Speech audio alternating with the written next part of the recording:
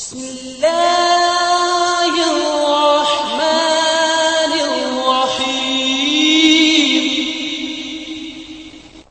السلام علیکم ورحمۃ اللہ وبرکاتہ. نحمده ونصلی علی رسولہ الکریم. اما بعد، یہ بہت اہم قصہ ہے جو صحیح بخاری اور مسلم میں آتا ہے. کبھی بھی آدمی اللہ سے اپنے نیکیوں کے ذریعے سے مدد مانگ سکتا ہے اور کہہ سکتا ہے کہ اللہ، میں نے یہ نیکی تیرے لیے کی تھی، تو میری پریشانی کو دور فرما. یہ مانگنا جائز ہے، مانگنا بھی چاہیے. اب قصہ سن لیجئے. حضرت عبداللہ ابن عمر ابن خطاب رضی اللہ تعالیٰ عنہ بیان کرتے ہیں کہ میں نے حضرت محمد صلی اللہ علیہ وسلم کو یہ فرماتے ہوئے سنا ہے کہ تم میں سے پہلے کی قوموں میں سے ایک بار 3 آدمی ساتھ سفر میں نکلے. ایک دن رات گزارنے کے لیے پہاڑ کی ایک کوہ میں پناہ لی. اس میں تینوں آدمی گھس گئے. اچانک پہاڑ کی ایک چٹان لڑک کر آئی اور اس غار کے منہ پر ڈھک گئی، جس سے اس کا منہ بند ہو گیا. اب تینوں آپس میں سوچنے لگے کہ ارے یہ تو دروازہ بند ہو گیا، ہم چٹان کو ہٹا بھی نہیں سکتے، اب نکلیں گے کیسے ہم؟ اس لیے کہ آسمان بھی دکھائی نہیں دیتا. اس مصیبت سے تم کو کیسے نجات ملے گی؟ آپس میں باتیں کرنے لگے، ہم پھنس گئے. تو ان تینوں نے مشورہ کیا، جب تک کہ تم اللہ تعالی سے اپنے نیک اعمال کا واسطہ اور وسیلہ دے کر دعا نہ مانگو، اس وقت تک تمہاری یہ پریشانی دور نہیں ہو سکتی. اس پر ان میں سے ایک نے یوں دعا کی کہ اے اللہ، میرے ماں باپ بہت بوڑھے ہو چکے تھے.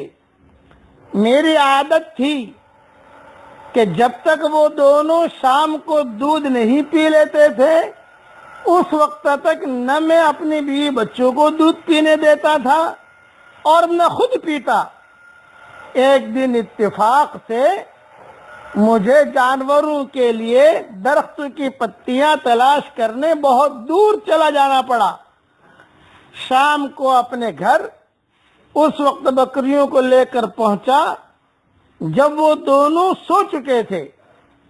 میں نے ان دونوں کی شام کی خوراک دودھ دوہا، مگر جب میں نے ان دونوں کو سوتا پایا تو مجھے نہ ان کو جگاتے اچھا معلوم ہوا اور نہ ان سے پہلے بیوی بچوں کو دودھ پلا دینا پسند آیا.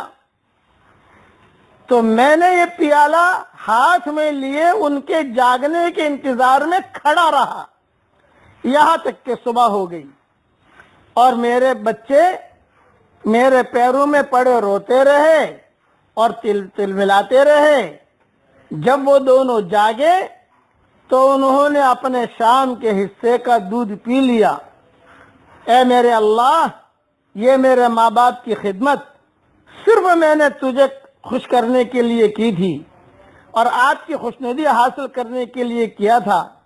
تو اس چٹان کی مصیبت سے جس میں ہم لوگ اس وقت پھنسے ہیں، ہم کو نجات دے دیجئے.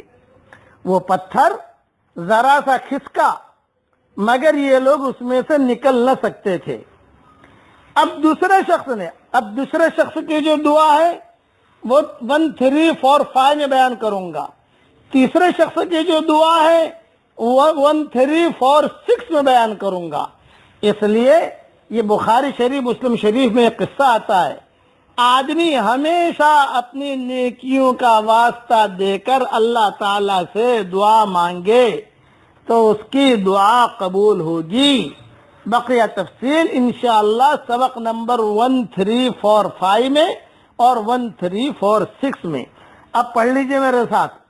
اللہم انی اعوذ بک من ضیق الدنیا ومن ضیق یوم القیامہ، اے اللہ دنیا کی تنگیوں سے ہماری حفاظت کر اور قیامت کے دن کی تنگیوں سے ہماری حفاظت کر۔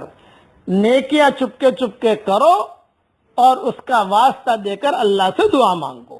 اللہ تعالی ہم سب کی دعاؤں کو قبول فرمائے، آمین۔ والسلام علیکم ورحمۃ اللہ وبرکاتہ، وآخر دعوانا ان الحمد للہ رب العالمین۔